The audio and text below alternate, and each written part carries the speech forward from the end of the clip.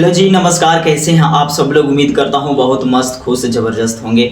मैं आपका साथी, आपका दोस्त, आपका प्यारा सा शिक्षक आपके सामने मैं आज बताने वाला हूं।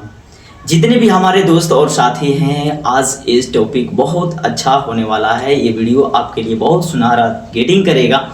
तो मैंने बहुत मेहनत के बाद कुछ ऐसे स्ट्रैटेजी बनाया, बहुत सारे चैप्टरों को गुन गुन कर काउंटिंग कर करके मैंने देखा, छानबीन करके देखा कि 5 साल ईयर पीछे जाकर देखा कि ऐसे कितने चैप्टर हैं जिनसे अधिक से अधिक क्वेश्चन पूछे गए हैं, और उस क्वेश्चन को अगर हम उस चैप्टर को कवर कर पाएँ तो दोस्त हमारा एग्ज़ाम बहुत आसान तरीके से निकल पाए। तो मैंने बहुत सारा मेहनत किया है दोस्त आप सभी के लिए, जो आपके सामने पेश करने वाला हूं। इससे पहले वीडियो के लास्ट तक बने रहिएगा। चैनल पर नए होंगे दोस्तों सब्सक्राइब कीजिएगा, लाइक कीजिएगा और प्यारा सा विचार कमेंट में जरूर दीजिएगा।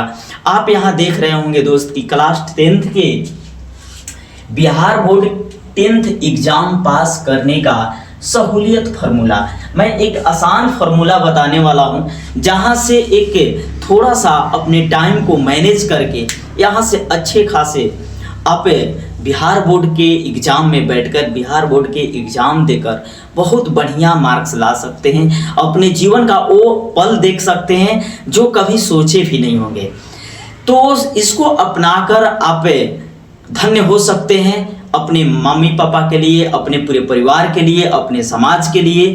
अपने शिक्षण संस्थान में बिहार बोर्ड की किताब होना बेहद ज़रूरी है। बिहार बोर्ड के द्वारा कुछ ऐसे प्रकाशन निकाली जाती है दोस्त, जैसे में सब्जेक्ट की, हर सब्जेक्ट की टेक्स्ट बुक होती है, हर सब्जेक्ट की टेक्स्ट बुक होती है और क्वेश्चन एक्सरसाइज क्वेश्चन होता है। एक्सरसाइज क्वेश्चन का मतलब हुआ कि जितने भी क्वेश्चन भली भांति पूछी जाती है, जो क्वेश्चन बैंक हो गया तो उसमें दिया हुआ क्वेश्चन रहता है वैसे जो ऑलरेडी से एग्जाम में पूछे गए होते हैं, तो उसको हमको क्वेश्चन को कवर करनी है। क्वेश्चन को कहाँ करनी है? अपने दिमाग में, अपने कॉपी में नोटबुक बनानी होगी। ठीक है, एक एक पॉइंट फरिया के मैं बताने वाला हूँ। देखिए, सबसे ज़्यादा पूछे जाने वाले चैप्टर, हर एक विषय का मैं चैप्टर आपके पास लिखा हूँ। आप यहाँ देख रहे होंगे दोस्त कि साइंस से कुछ चैप्टर हैं, मात्र 5 चैप्टर हैं। देखिए, अलग अलग चैप्टर बुक पढ़ाई जाती है, फिजिक्स, केमिस्ट्री, बायो का, लेकिन क्लास 10th बिहार बोर्ड की क्लास 10th में अलग अलग अभी तक साइंस का कोई भी बुक नहीं है। इसके अलावा, क्योंकि एनसीईआरटी का मैं बात बोल रहा हूँ, एनसीईआरटी के अलावा अगर किसी भी प्रकाशन का आप बुक खरीदते हैं तो वो अलग अलग मिलती है, जो कि पढ़ने में बहुत समय लग जाते हैं, लेकिन उस पढ़ाई तो उसी से किया जाता है ताकि अच्छा नॉलेज हो। लेकिन एग्जाम पास करने के लिए दोस्त बहुत छोटी सी पॉइंट चैप्टर है जिसको पकड़ना है। ये चैप्टर है जैसे जीवन प्रक्रिया। पहला चैप्टर साइंस का जीवन प्रक्रिया बायो से उठाया है, जिसको हम जैव प्रक्रम भी कहते हैं। क्या बोलते हैं? जैव प्रक्रम भी कहते हैं। इसके अंतर्गत जितने भी चैप्टर आते हैं दोस्त, आपको कवर करनी होती है। नियंत्रण और समन्वय, इस सब चैप्टर से अधिक ज़्यादा सवाल पूछे जाते हैं। नियंत्रण एवं समन्वय हो गया, विद्युत हो गया, इलेक्ट्रिसिटी, और नियंत्रण समन्वय का मतलब होता है कंट्रोल एंड कोऑर्डिनेशन, राइट।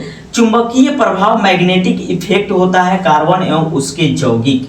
देखिए, चुंबकीय प्रभाव कार्बन एवं उसके यौगिक, कार्बन एंड देयर कंपाउंड्स। इस चैप्टर से अधिक क्वेश्चन पूछे जाते हैं। आप सब लोग यहाँ एक बार मैं स्क्रीनशॉट लेने के लिए आपको ऑर्डर दे दूंगा, आप ले सकते हैं। इसके बाद हिंदी में दोस्त देख सकते हैं, हिंदी, इंग्लिश, संस्कृत, ये 3 विषय होते हैं बिहार बोर्ड में, जबकि अनिवार्य विषय इंग्लिश को नहीं लिया जाता है क्योंकि मार्क्स को ऐड नहीं किया जाता है। तो कोई टेंशन नहीं लेने का, अगर यहाँ हम पढ़े रहेंगे तो इंटर में हमको काम आ जाएगी। ठीक है, तो ये तीनों विषय का लेवल एक ही है। जैसे गद्य, कविता का सार, गद्य और कविता का सार। गद्य में आ जाती है कहानी, निबंधकार, है ना, सारांश, ये सब आ जाते हैं। और कविता का सार, कविता बहुत सारे हैं, अपने शिक्षक महोदय से कविता का सार पढ़ लेना होगा, क्योंकि कविता के एक टुकड़ा दे देता है और उसका अर्थ विवेचना व्याख्या करने को दे देता है दोस्त। ठीक है। अनसीन पैसेज, अनसीन पैसेज का मतलब हुआ कि जिसने बुक से पैसेज न दिया हो उस तरह के पैसेज इंग्लिश में डालते हैं, जिससे हमको क्या करना होता है, 8 नंबर का होता है, उसमें से क्वेश्चन का आंसर ढूंढना होता है और उसको लिखना होता है। तो अनसीन पैसेज को कवर करना बेहद जरूरी है। किस तरह से अनसीन पैसेज को पढ़कर उसे क्वेश्चन को लॉन्ग बनाया जा सकता है, क्योंकि छोटा सा पैसेज दिया रहता है दोस्त, और उसी छोटे से पैसेज से एक क्वेश्चन का लॉन्ग क्वेश्चन बना पाना, आंसर बना पाना बेहद मुश्किल का सामना करना पड़ता है। इसलिए क्वेश्चन जिस तरह से पूछा उसका बढ़ा चढ़ाकर हम लोग कैसे आंसर दें, यह आप अपने शिक्षक महोदय से, अपने कोचिंग में, अपने स्कूल से, किसी से भी पूछ सकते हैं। मैं तो बताऊंगा ही बताऊंगा। यहाँ इसके बाद है पत्र लेखन। अगर आपको पत्र लेखन नहीं आ रहा है दोस्तों, इस पर कवर कीजिए।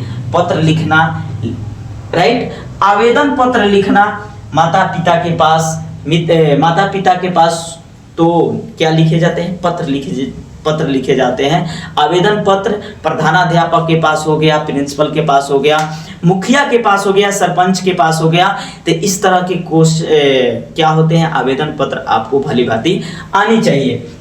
निबंध आना चाहिए। उसके बाद ग्रामर में दोस्त यहाँ आपको पढ़ना है, ग्रामर में आपको पढ़ना है, काल पढ़ना है, वचन पढ़नी है, वाच्य पढ़ना है, पार्ट ऑफ स्पीच पढ़ना है। पार्ट ऑफ स्पीच, पूरी इंग्लिश का पार्ट ऑफ स्पीच आपको बिल्कुल हल कर लेना होगा।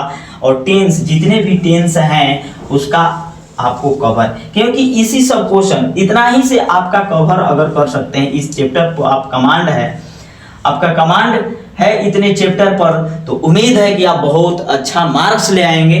इसके बाद दोस्त मैथ का आप देख रहे होंगे, सबसे अधिक क्वेश्चन आते हैं त्रिकोणमिति से आते हैं, बीज गणित से आते हैं, सांख्यिकी से पूछे जाते हैं, ज्यामिति और क्षेत्रमिति से पूछे जाते हैं। एसएसटी में आप यहाँ देख रहे होंगे भारत में राष्ट्रवाद, और दूसरा है संसाधन और विकास, तीसरा चैप्टर है कृषि एवं उद्योग, और चौथा चैप्टर है लोकतंत्र की चुनौतियां, पांचवा दोस्त वैश्वीकरण। इतना ही सब चैप्टर से सबसे अधिक क्वेश्चन पूछे जाते हैं। आप इसका स्क्रीनशॉट ले सकते हैं। तो उम्मीद करता हूं दोस्त कि आप सब लोग अच्छे से इसको समझ सके होंगे। तो इसी तरह के एक अच्छे खासे नॉलेज के साथ फिर मिलूंगा। जय हिंद।